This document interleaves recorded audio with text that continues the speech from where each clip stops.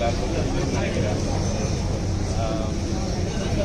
படம் வந்து நாங்கள் ஸ்டார்ட் பண்ணும்போது ரொம்ப டிஸ்கஸ் பண்ணோம்.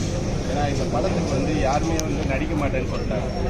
ஹீரோயினாக நடிச்சிருக்காங்க பார்த்தீங்களா, அவங்களே நாங்கள் கல்கத்தாவில் தான் முடிச்சுட்டு தமிழ் ஆர்டிஸ்ட் யாருமே வந்து இந்த படத்துக்கு நடிக்க மாட்டேன்னு சொல்லிட்டாங்க. பட் அவங்ககிட்ட நான் அதை தான் சொல்லணும், இந்த ட்ரெஸ் விஷயமா யாருமே பண்ண மாட்டாங்க. ஆனால் அந்த கேரக்டர் எப்படி வந்திருக்குன்னு உங்களுக்கே தெரியும். இப்போ டேரக்டர் சொல்லுவார்னு நினச்சேன். அந்த ட்ரெஸ் கான்செப்டில் வந்து நிறைய படங்கள் வரலன்னு நினைக்கிறேன். இதுதான் வந்து முதல் படம். ட்ரைக் நடக்குதுன்னா அதுக்கு ஒரு ரீசன் எதனால் நடக்குது. ஸோ அதை வந்து நம்ம வந்து அதை நாங்கள் நல்லபடியாக பண்ணியிருக்கோம். எல்லாருக்கும் இனிய புத்தாண்டு நல்வாழ்த்துக்கள். Happy new year. ஸோ இந்த வருஷத்தோட 2025ஓட முதல் தமிழ் படம் தியேட்டரில் வருது. இது கூட நிறைய படங்கள் வருது. பட் நாங்கள் பெருமையாக சொல்லிப்போம், இது வந்து முதல் தமிழ் படம் 2025. ஸோ எல்லாரோட ஆதரவும் எங்களுக்கு தேவை. பத்திரிகையாளர்கள் அனைவருக்கும் என்னோட புத்தாண்டு நல்வாழ்த்துக்கள். தேங்க்யூ.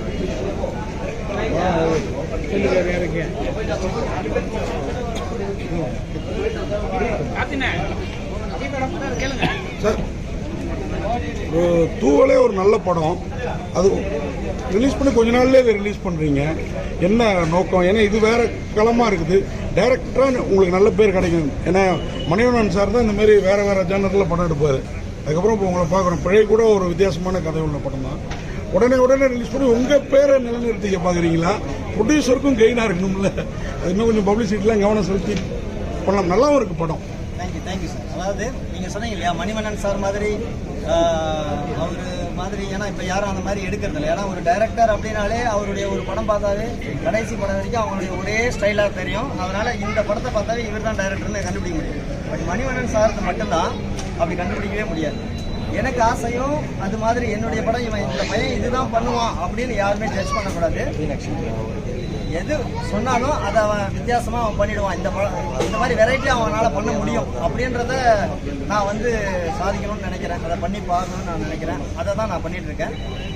இது வந்து பார்த்தீங்கன்னா நம்ம உடனுக்குடனே பண்ணுறேன் அப்படின்னா, நம்ம வந்து கொரோனா முடிஞ்ச அந்த டைமில் நான் எடுத்தது தான் தூவல் படம்.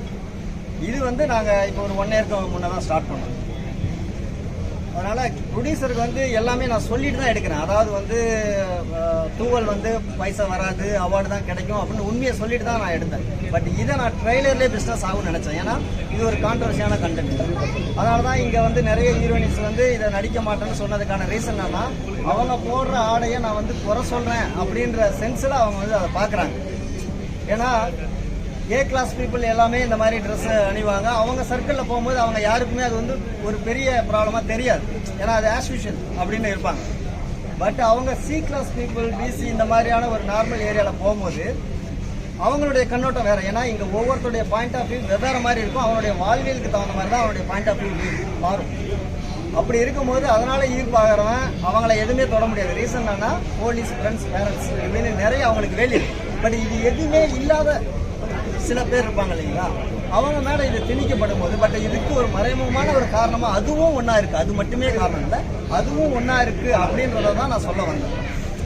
அது இங்கே நிறைய பேர் அக்செப்ட் பண்ணாதனால அவங்க அது சொல்கிறாங்க. எனக்கு என்னன்னா, இங்கே நம்ம உண்மையை சொல்லுங்க. ஏன்னா பெண்களுக்கு ஃபேவராக பேசினா மட்டுமே இங்கே வந்து பொழப்பு ஓட்ட முடியும் அப்படின்னு வந்து நிறைய போயிட்டு இருக்குங்க. அப்படி கிடையாது. நம்ம உண்மையிலேயே அவங்களுக்கு ஃபேவராக பண்ணுறோம் அப்படின்னா அவங்களுக்கு வந்து ஜால்ரா தட்டுறது, சப்போர்ட் பண்ணுறது அது கிடையாது. உண்மையிலேயே அவங்களுக்கு எது பாதுகாப்பு, அந்த விஷயத்தை நம்ம வந்து தைரியமாக சொல்லணும். நம்ம இன்றைக்கி நடந்த எங்கள் அண்ணா யூனிவர்சிட்டி பிரச்சனை தெரியும், அது எவ்வளோ பெரிய இஷ்யூன்னு. ஆனால் ஆளாளுக்கு ஒவ்வொரு பாயிண்ட் ஆஃப் வியூவில் சொல்லிட்டு இருக்காங்க. ஒருத்தர் ஒரு பொண்ணு தைரியமாக சொல்லிட்டா சூப்பர், அவனை கொல்லணும் செய்யணும் அப்படின்னு பேசுகிறோம். இன்னொரு பாயிண்ட் ஆஃப் வியூ, அவன் வந்து 8 மணிக்கு மேலே அண்ணா யூனிவர்சிட்டியில் அந்த பொண்ணுக்கு இன்னொரு பையனோட என்ன வேலைன்னு பேசுகிறோம். ஒவ்வொருத்தருடைய பாயிண்ட் ஆஃப் வியூ. அப்போ எல்லாருமே அவங்க ஆடைனா நான் இதுதான் உடை என் உரிமை அப்படின்னு எல்லாமே சொல்லிட்டாங்க. நிறைய நான் பார்த்துட்டேன். இன்றைக்கி இருக்கிற பாப்புலர் டைரக்டர்ஸ் எல்லாமே அதை தான் சொல்லிட்டு இருக்காங்க. ஆனால் நான் பார்க்குற கண்ணோட்டம் என்னென்னா, இன்றைக்கி அண்ணா நகர் பார்க்கு போனீங்கன்னா தெரியும். நான் அந்த பார்க்கை பார்த்து தான் அந்த ஸ்கிரிப்டே நான் எழுதினேன்.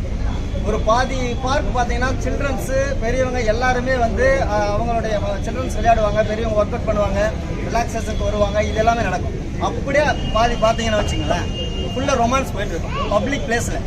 அந்த சில்ட்ரன்ஸும் பார்க்குறாங்க.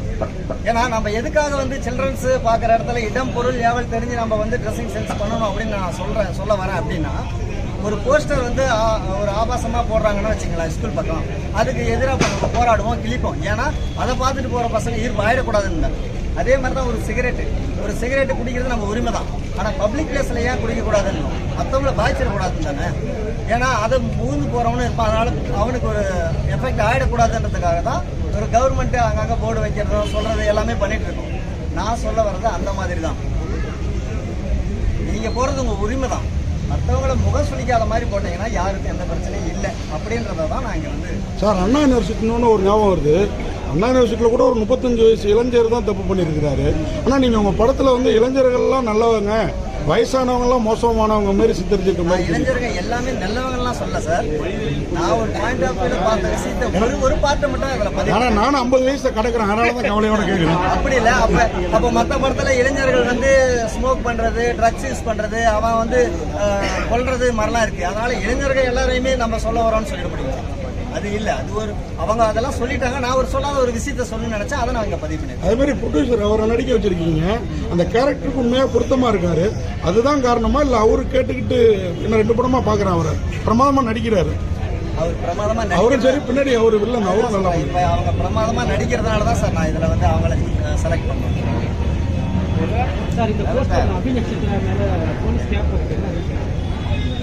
அதான் சார், இப்போ வந்து பாதுகாப்பு அப்படின்றது தான் சார் போலீஸ். ஏன்னா இப்போ நம்ம போலீஸை எங்கே பார்த்தாலும் குறை சொல்லிட்டே இருக்கோம். எல்லா இடத்துலையுமே நம்ம வந்து போலீஸ் வந்து உதரக்கா போய் சிலுமிசம் பண்ணால் கூட நிற்க முடியாது. நம்ம ஒன்று வந்து இங்கே நான் வந்து பதிவு செய்ய விரும்புகிறேன். நம்ம அரசாங்கத்தை குறை சொல்கிறது, போலீஸை குறை சொல்கிறது, இது எல்லாம் பண்ணிட்டு இருக்கோம் இல்லைங்களா. எல்லா இடத்துலையும் நம்மளை பாதுகாக்க முதல்ல முயற்சி எடுக்கணும். அதுக்கப்புறம் தான் இது வந்து பாதுகாப்பு அப்படின்றதுக்காக மட்டும் நான் போலீஸ் கேட்கணும். அபிராஜராமன், உங்களுக்கு ஒரு கேள்வி. ஆக்சுவலாக நம்ம ஊர் ஹீரோயின்ஸ்லாம் ஒரு குழந்தைக்கு அம்மாவா 2 குழந்தைக்கு அம்மாவா நடிக்கிறதுக்கே வேணான்னு தயங்குவாங்க. ஆனால் வந்து நீங்கள் ரொம்ப சின்ன பொண்ணாக இருக்கீங்க. என்ன சொன்ன போனால் என் பொண்ணு வயசு தான் இருக்கும்னு நினைக்கிறேன். உங்களுக்கு ரொம்ப நல்லா நடிக்கிறீங்க, வளர்ந்து வர்றீங்க. இந்த மாதிரி ஒரு கூட்டு பாலியல் அந்த மாதிரி விஷயத்தில் நடிக்கிறதுக்கு எப்படி சமாளிச்சிங்க? சமூகத்துக்கு விழிப்புணர்வு ஏற்படுத்தணும் அப்படிங்கிற காரணம் மட்டும்தானா? அது சொல்லுங்க.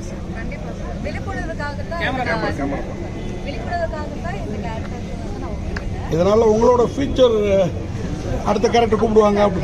நான் நடிகைங்க, நான் ஆர்டிஸ்ட், நான் கலைஞர். என்ன பாத்திரம் கொடுத்தாலும் அதை கரெக்டாக பண்ணணுங்கிறது தான் என் மைண்டில் இருக்கு. அதை நான் எப்படி வெளியே காட்டிக்கணும், என்னோட நான் ஃப்ரெண்டில் என்ன வருது, என்ன எப்படி காட்டுறாங்கிறதுல தான் நான் கான்சென்ட்ரேட் பண்ணுவேனே தவிர எனக்கு என்ன கேரக்டர் கொடுத்துருக்காங்க அது வந்து வெளியே பார்த்தா முகசூலி இப்படி நெகட்டிவ் பாசிட்டிவ் இதை பற்றிலாம் நான் யோசிக்க மாட்டேன். அந்த கதாபாத்திரம் எனக்கு சேஃபாக இருக்கா, அது என்னால் பண்ண முடியுமா, அது மட்டும் தான் நான் யோசிப்பேன். பாலியல் அபியூஸ் பண்ற லேடி, இப்போ நீங்க லேடிஸா இருக்கீங்க, உங்களோட பார்வையில் அவங்களுக்கு என்ன தண்டனை கொடுக்கலாம்? தண்டனை கொடுக்காத சட்டமே நிறைய இருக்கு. சட்டம் இருக்கு. இப்போ என்னன்னா நீங்க ஒரு பெண், சரிங்களா, எல்லா விஷயத்தையும் நீங்க பார்த்துட்டே வரீங்க. டோட்டலாக இப்போ தமிழ்நாட்டு நடக்கிற விஷயத்தையும் நீங்க பார்த்துறீங்க. உங்களோட விஷயம் என்ன சொல்லுவீங்க? அவங்களுக்கு என்ன தண்டனை கொடுக்கலாம்?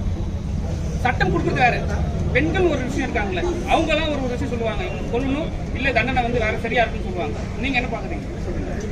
இந்த மாதிரி அட்டம் நடந்தாலே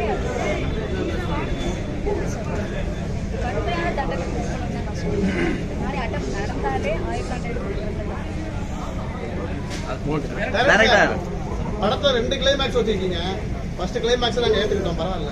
படத்தோட லென்த்துக்காக 2வது கிளைமேக்ஸ் எடுத்தீங்களா சார்?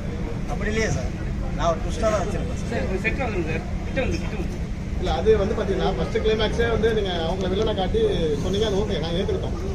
நான் திருப்பியும் வந்து மறுபடியும் அதை ஃபர்ஸ்ட் மூவ் ஆகிற மாதிரி 2வது கிளைமேக்ஸ் கொடுத்தீங்களே, ப்ரொடியூசர் வரணும்னா காசு அதிகமாக இருக்குது, இன்னும் நாச்சு எடுக்கலாம் சொன்னாங்களா? இல்லை, நான் சொல்கிறேன். அதாவது நான் 2 கிளைமேக்ஸ் காட்டினதுக்கு ஒரு ரீசன் என்னன்னா, நம்ம 2 பேருக்கும் சொல்ல வேண்டிய கடமைப்பட்டிருக்கோம். வெறும் லேடிஸை மட்டுமே நம்ம சொல்லிடக்கூடாது. ஜென்ஸுங்களும் அளவுக்கு அதிகமாக மீற அவங்களுடைய பிரச்சனைகளையும் தான் நான் சொல்ல வரேன். இப்போ ஜென்ஸுக்கு என்ன சொல்லியிருக்கேன், அதாவது வந்து பார்த்தீங்கன்னா ஒரு அனிமல்ஸுக்கும் மனுஷனுக்கும் ஒன்று தான் வித்தியாசம். உணர்ச்சியை கட்டுப்படுத்துறவன் தான் மனுஷன், அதை மீறவன் மிருகம். நம்ம என்னதான் அவன் நியூடாகவே நின்றாலும் நம்ம அதை கட்டுப்படுத்தி இருக்க தாண்டா நம்ம மனுஷன், அதை மீறினா நம்ம மிருகம் அப்படின்றத சொல்லி ஒரு கிளைமேக்ஸ் நான் முடிச்சிருப்பேன்.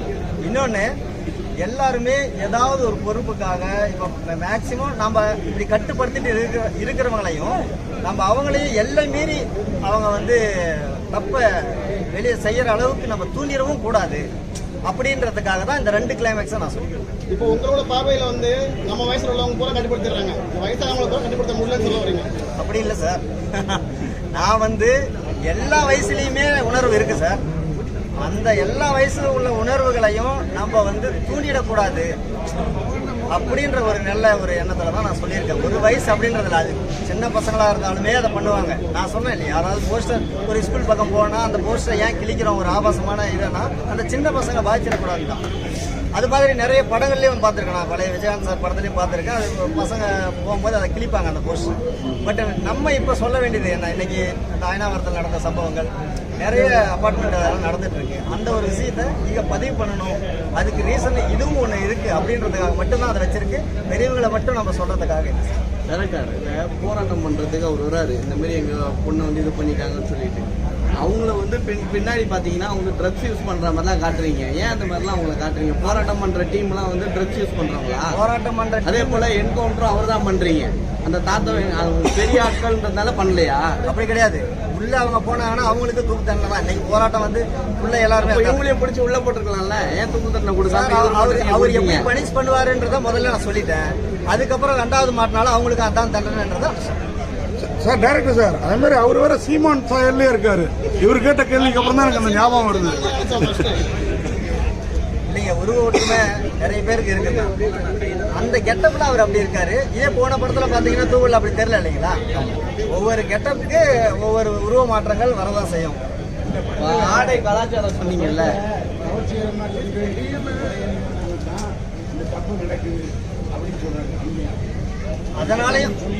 அதனாலயும் நடக்குதுன்னு சொல்லியிருக்கேன் சார்.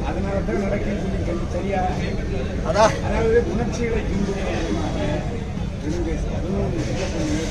அதாவது சார், அதே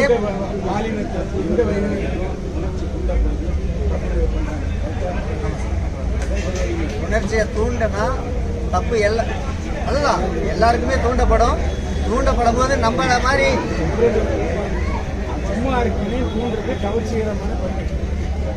சுத்தமா கவர்ச்சிகரமான பெண்கள்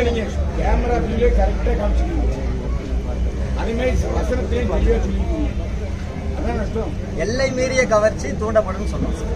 கவர்ச்சி மட்டும் சார். நான் இன்னொன்னு சொல்றேன் சார். இப்ப வந்து பெண்களால ஆண்கள் தூண்டப்படுது. நான் இந்த படத்துல அது ஒரு பாயிண்டா நான் சொல்லியிருக்கேன். ஆண்களையும் மிஸ்யூஸ் பண்ற பொண்ணுங்களும் இருக்காங்க. நீங்க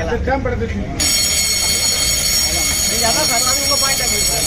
ஒவ்வொரு பாயிண்ட் வசனங்களை சரியா நான் ஃபாலோ பண்ணுறேன். வசனங்கள்ல ஆமா சார். சார் டைட்டில் எக்ஸ்ட்ரீம்னு வச்சுருக்கீங்களா? எக்ஸ்ட்ரீம் குற்றங்களை சொல்கிறீங்களா? எக்ஸ்ட்ரீம் சட்டத்திட்டங்களை சொல்கிறீங்களா? நான் குற்றங்களை சொல்கிறேன். அதாவது வந்து எக்ஸ்ட்ரீமா நம்ம பண்ணுற குற்றங்கள் அது எல்லாத்துக்குமே பொறுப்பு. இப்போ வந்து உங்களுக்கு பார்த்தீங்கன்னா ஆடை எல்லாம் மீறிய ஒரு எக்ஸ்ட்ரீம் பண்ணுறதுனால வர்றது, ட்ரக்ஸ் எல்லாம் மீறிய ஒரு ட்ரக்ஸ் யூஸ் பண்ணுறதுனால வர்றது, நம்மளுடைய எல்லாமே நம்மளுடைய வாழ்வில் இருக்கிற எல்லாமே அளவுக்கு மிஞ்சினா அதுதான் எக்ஸ்ட்ரீம். நம்ம அளவோட இருக்கிறது தான் நல்லது. அளவுக்கு மீற விஷயங்கள் எல்லாமே எக்ஸ்ட்ரீம் தண்டனை வேணும். எல்லை மீறிய கவர்ச்சி சொல்றீங்க சரிங்களா? குழந்தைங்களாம் அபியூஸ் பண்றாங்க. 2 வயசு 3 வயசு குழந்தைங்களா அவங்களாம் வந்து எல்லை மீறி கவர்ச்சியாக இருக்காங்களா?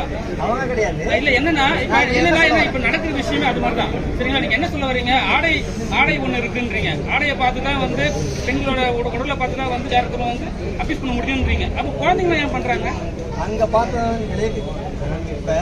இப்ப வந்து பாத்தீங்கன்னா அவங்களாம் இப்ப வந்து மனநோயாளி சரிங்களா? அவங்க குற்றவாளி கிடையாது. அதுதான் சொல்றேன். இப்ப மனநோயாளிகளும் இங்க இருக்காங்க, இங்க சைக்கோவும் இருக்காங்க. இப்ப நம்ம இதுக்கெல்லாம் கட்டுப்படுத்திட்டு இருக்கிற எல்லாருமே நம்ம வந்து மனுஷன். இதெல்லாம் மீறி இருக்காங்க இல்லைங்களா? அந்த அக்யூஸ்டுகளும் இங்க இருக்காங்க. அவங்க பார்வையிலே இது பட்டா அந்த மாதிரியான விளைவுகளும் வரும் அப்படின்னு ஒரு பாயிண்ட் ஆஃப் சொல்றேன். எல்லை மீறி ஆடை சொல்றீங்க. என்ன ஆடை போடலாம்? நான் சொன்னது எல்லை மீறி ஆடை போடாதீங்க. வெளியில நம்ம நார்மலா எனக்கு 3வது படம். ஃபர்ஸ்ட் பிழைன்னு ஒரு படம் பண்ணேன். செகண்ட் வந்து தூவல். இதே பேனருக்கு செகண்ட் வந்து அவங்களுக்கு அது ஃபர்ஸ்ட், எனக்கு வந்து செகண்ட் படம். இப்போ 3வது வந்து எக்ஸ்ட்ரீம்னு ஒரு படம் பண்ணியிருக்கோம். இந்த கண்டென்ட் வந்து இன்னைக்கு நடக்கிற அபியூஸ்மெண்ட்டுகள் நிறைய நடந்துட்டு இருக்கு. நிறைய பாயிண்ட் ஆஃப் வியூல ஒவ்வொரு விதமாக அங்கே பிரச்சனைகள் வருது. என்னுடைய ஒரு பாயிண்ட் ஆஃப் வியூல நான் பார்த்த சில பிரச்சனைகளில் தோன்ற ஒரு விஷயத்தை நான் ஒரு படைப்பாக பண்ணியிருக்கேன். இங்கே வந்து சுதந்திரம், சுய கட்டுப்பாடு, வித்தியாசம் தெரியாமல் சில மிகைப்படுத்தப்பட்ட பிரச்சனைகளாக நடக்கிற ஒரு விஷயத்தை நான் எடுத்து முன்னேறிக்கிறேன். நீங்களாம் பார்த்து உங்களோட இது சொல்லுங்கள். அதுக்காக நான் ரிசல்ட்டுக்காக வெயிட் பண்ணியிருக்கேன்.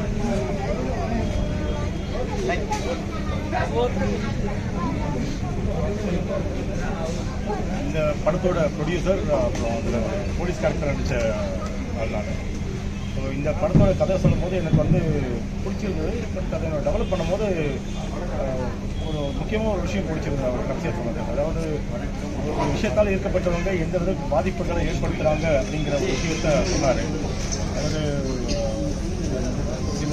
சில காரணங்களால் யாரெல்லாம் பாதிக்கப்படுறாங்க, அதை எப்படி நம்ம சரி பண்ணணும் அப்படிங்கிற மாதிரி ஒரு கதை பிடிச்சிருந்தது. அப்புறம் சரி போவோம்னு சொல்லிட்டு நாங்கள் கஷ்டப்பட்டு இந்த டீம் எல்லாமே சப்போர்ட் பண்ணி எல்லாமே கோஆப்ரேட் பண்ணி நல்லா பண்ணியிருக்காங்க. இந்த படம் ஓரளவுக்கு வந்திருக்கு. நீங்கள் நல்ல முறையில் கொண்டு போய் சேர்க்கறது சேர்க்கணும்னு உங்களை கேட்குறேன். நன்றி.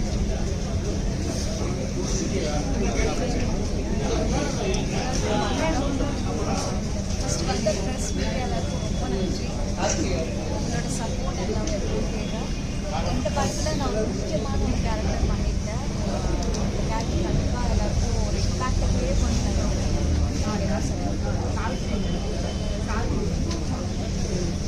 எல்லாருக்கும் வணக்கம். பிபிஎஸ் சரிதா. நான் இதில் ஒரு முக்கியமான ரோல் பண்ணியிருக்கேன். எல்லாரும் இதுக்கு ஆதரவு கொடுக்கணும். சமுதாயத்தோட விழிப்புணர்வு மாதிரி ஒரு படம் பண்ணியிருக்கோம். எல்லாரும் பொதுமக்கள் நல்லா ஆதரவு கொடுக்கணும். இந்த படம் நல்லா வரணும். எங்க கையில தான் இருக்கு. தேங்க்யூ.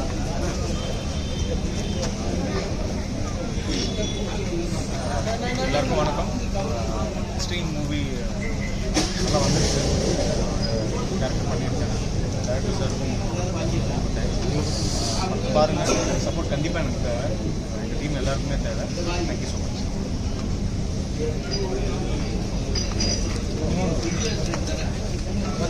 ராம்